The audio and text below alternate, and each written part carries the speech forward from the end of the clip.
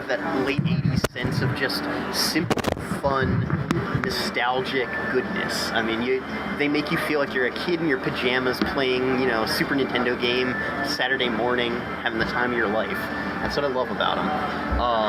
E7 is pretty notable in that it's the first game in the series to actually have a full party of characters that you're controlling instead of just Adol Kristen. Oh, wow. Every game in the series up till now, Ys Origin aside, which is kind of a weird one, since it took place 700 years before he was born, but every other Ys game has basically just been you're controlling Adol Kristen and no one else.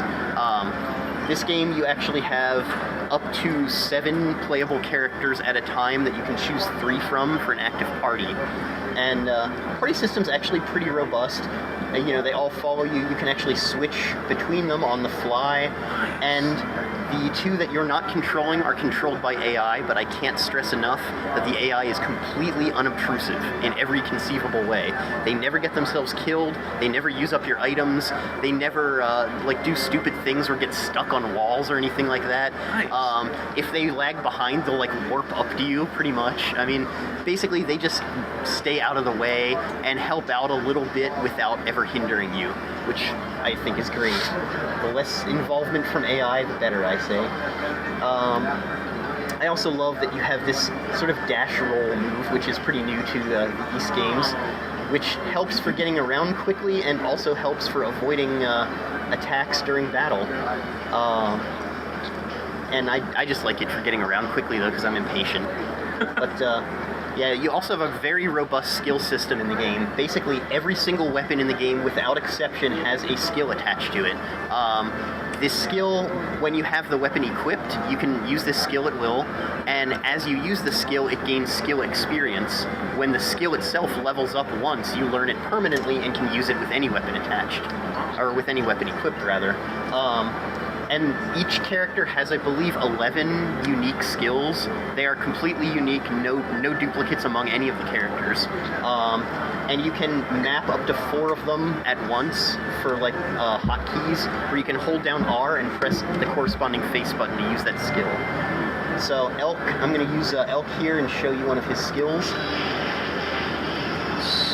Yeah. Now is it essentially still all linebacker combat, basically, or is there more hack and slash? You actually do hack and slash in this game, and there are different types of weapons as well, which have effects on monsters differently. Like Adol here's got his sword. Elk here has sort of a quicker sword, and if you charge it up, he has a big discus that he throws. My sheriff shoots magic, and if you charge it up, it becomes like homing beams. There's also this extra skill meter, which is basically a limit break. As you use skills, it fills up. When it's full, you can pretty much wipe out any enemy on the screen with an attack like this.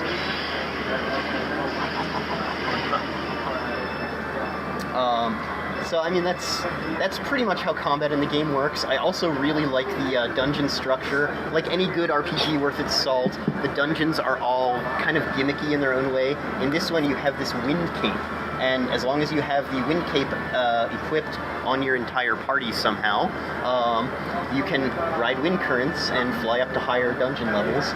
And there's one place where they really make good use of this, over here, where there is no solid ground whatsoever, and you're basically riding wind currents and trying to avoid large spinning wheels of death. Oh my, that's awesome. Yeah, and you're fighting, but you're being dragged in by wind currents from the spinning wheels of death. You can drop down onto the platform to make it a little bit easier to fight by taking off the wind cape. But you're still being blown by wind currents, and you can fall down. And there are actually some treasure chests hidden down here too, so it sometimes helps to fall down.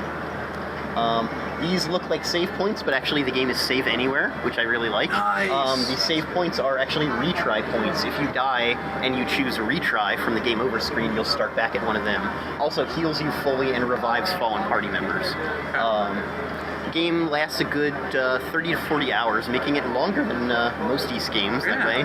I actually, on my first playthrough, put 74 hours into this game because I was just having fun grinding my skills and stuff, and I don't grind in RPGs, ever. Wow. So for me, that's saying something that I really had so much fun with it. We need more fallen.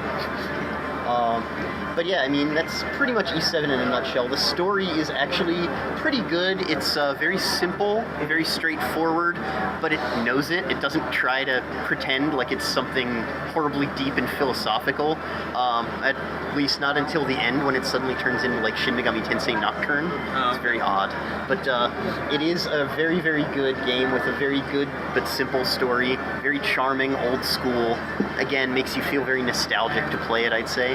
Now, is there any voice in it, or is it all text? Only battle voices. Only battle voices? Yeah. Okay. The dialogue, though, we've been having a lot of fun with it. Dialogue gets pretty tongue-in-cheek in parts. It does kind of make fun of itself a few times, and we've been, let's say, embellishing that a little, so it should be a lot of fun to play. This unit has no sound, so I put Oath and Felghana on my own PSP. Because I wanted you to be able to hear this music, because both Oath and Felghana and 1 and 2 Chronicles have almost entirely live instrumentation performed by Falcom's in-house rock band, known as the JDK Band, and no one knows what JDK stands for. We assume just don't know.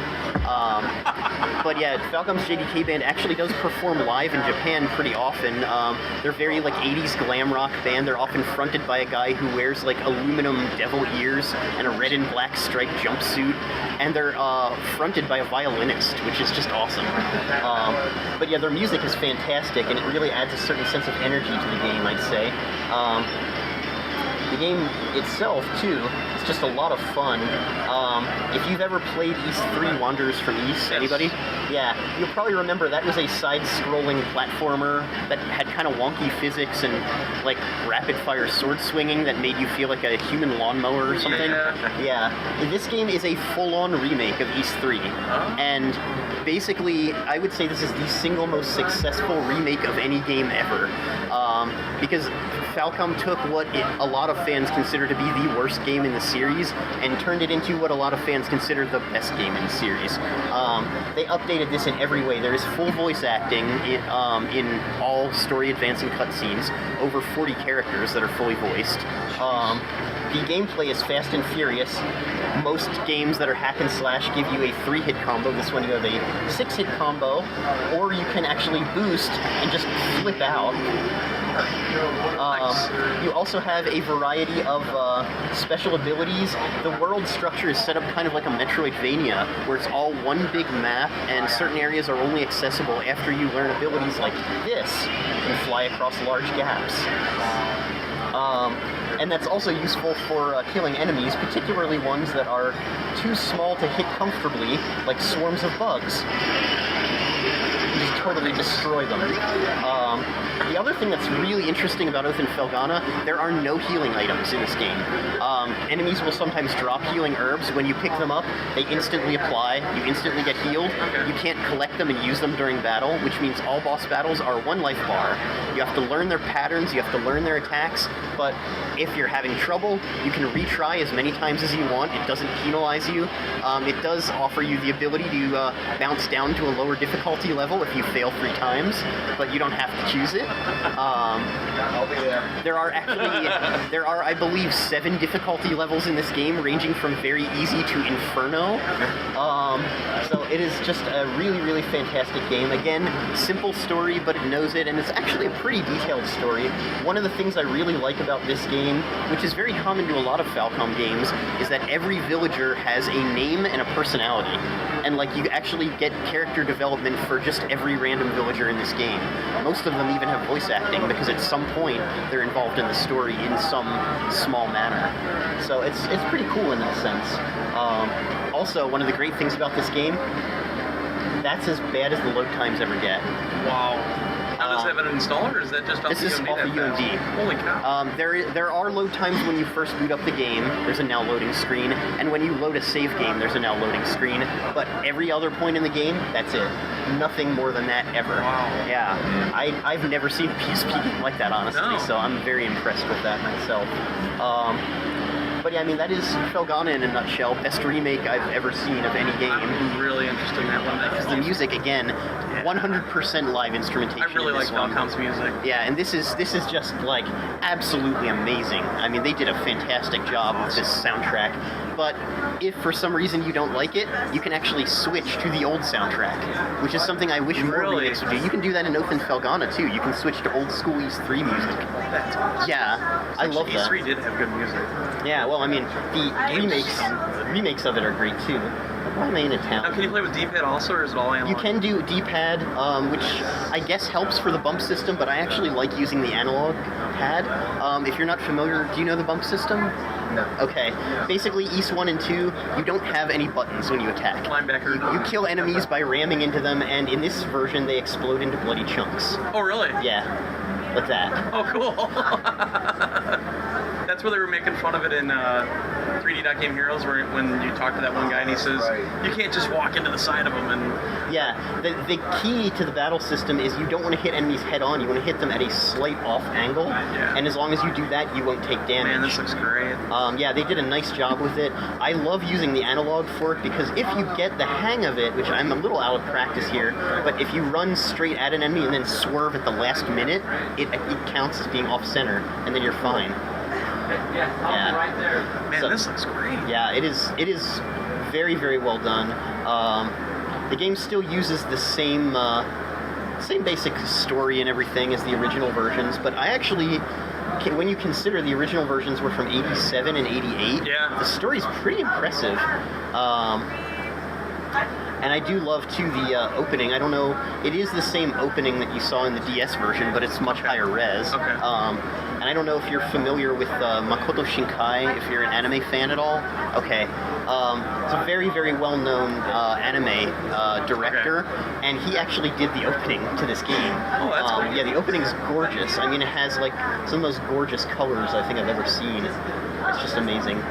So yeah, this game will be out probably a few months after Oath Felghana, which will be out a few months after E7, which will be out this summer. Okay. So probably you're looking at like August, September, like November, December, like early 2011, Nice. something in that vicinity.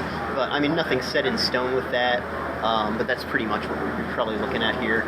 Do we know yet if it's UMDN download? I don't know, actually. That might be something to ask one of them. Okay. Because I'm actually not 100% sure on that. There will be special editions. I don't know if you've heard about it or not, but the E7 special edition comes with a one-disc soundtrack, cloth map, and an art book. Yeah. Oath Felghana and 1 and 2 Chronicles will at least have the one-disc soundtrack, I think, but I don't know what else it's coming with. I mean, that's still up in the air. We're still figuring out what we're including with them, so I can't really give you any info on that. But yeah, a few months after 1 and 2 Chronicles, then we're going to move on to Legend of Heroes Trails in the Sky, which I think it was the last group where I was saying I don't know how much you guys know about the Legend of Heroes series or if you've played the PSP games. If you have, I recommend you put them out of your mind entirely. Really? Yeah, the earlier PSP games, again, not ported by Falcom themselves. Right. The battle system was totally changed. The translation was not great, as you noticed. I still enjoyed them, but Yeah, the first two. they were not what they could have